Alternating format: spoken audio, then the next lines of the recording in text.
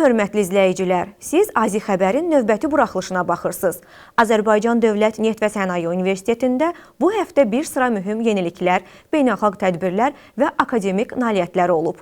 Gəlin universitet həyatında baş verən əsas hadisələrlə sizi yaxından tanış edək.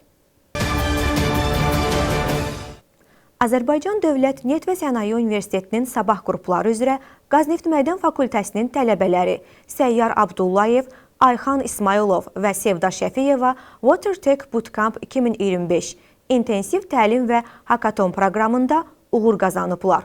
Ümumilikdə 14 komandanın mübarizə apardığı 4 günlük proqramda universitetin tələbələrinin də təmsil olunduğu Hidronet komandası birinci yerə layiq görülərək yarışın qalibi olub.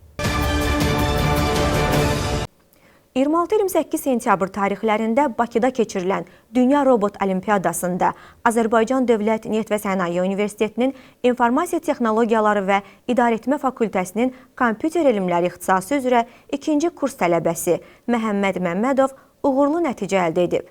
Belə ki, RoboMission Senior kateqoriyası üzrə çıxış edən gənc iştirakçı yarışmada yüksək nəticə göstərərək 2-ci yeri qazanıb. Oktyabrın 3-də Azərbaycan Dövlət Neft və Sənaye Universitetində 5 oktyabr müəllimlər gününə həsr olunmuş tədbir keçirilib. Tədbiri giriş sözü ilə açan universitetin rektoru Dosent Rüfət Əzizov əvvəlcə müəllim adını daşıyan bütün pedaqoqları təbrik edib.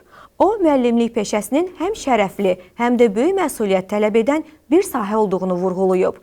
Rektor müəllimlərə fəaliyyətində uğurlar, möhkəm can sağlığı və yeni nailiyyətlər arzulayıb.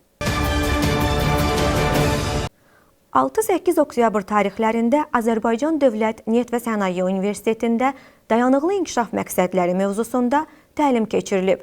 Təlim SDG Goals məhdud məsuliyyətli cəmiyyətinin rəhbəri Elmir Məmmədli tərəfindən aparılıb.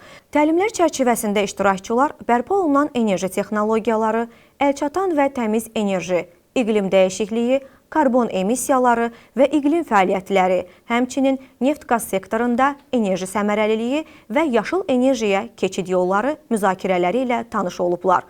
Qeyd edək ki, 3 gün davam edən təlimlərdə aktiv iştirak edən tələbələr SDG Goals tərəfindən sertifikatla mükafatlandırılıb. Azərbaycan Dövlət Neft və Sənaye Universitetində 1-ci kurs tələbələri ilə tanışlıq görüşləri başa çatıb.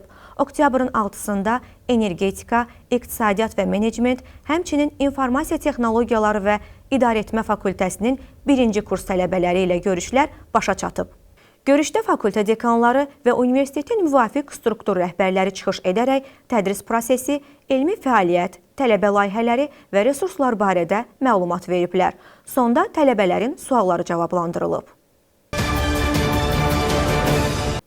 Oktyabrın 6-sında 11-ci Bakı Beynəlxalq Kitab sərgisi çərçivəsində Azərbaycan Dövlət Neft və Sənaye Universitetinin professoru Kəmalə Əliyevanın Süni İntellekt adlı kitabının təqdimatı keçirilib.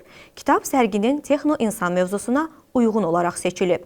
Təqdimat mərasimində Kitabxana İnformasiya Mərkəzinin müdiri, Cihaz Mühəndisliyi Kafedrasının əməkdaşları, professor müəllim heyəti, həmçinin tələbə və məzunlar iştirak ediblər.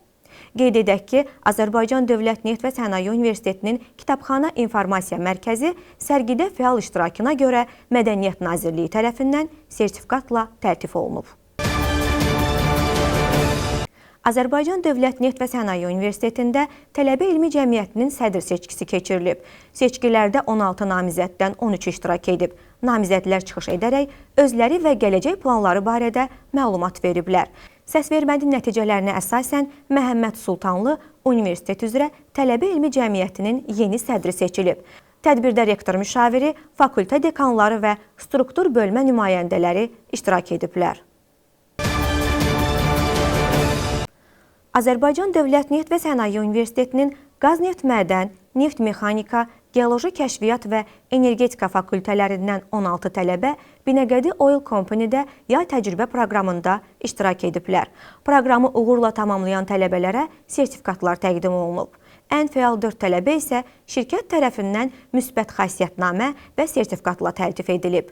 Qeyd edək ki, 2018-ci ildən etibarən həyata keçirilən bu layihə tələbələrin istehsalat bacarıqlarını inkişaf etdirmək və gələcək peşə fəaliyyətlərinə hazırlıq məqsədi daşıyır.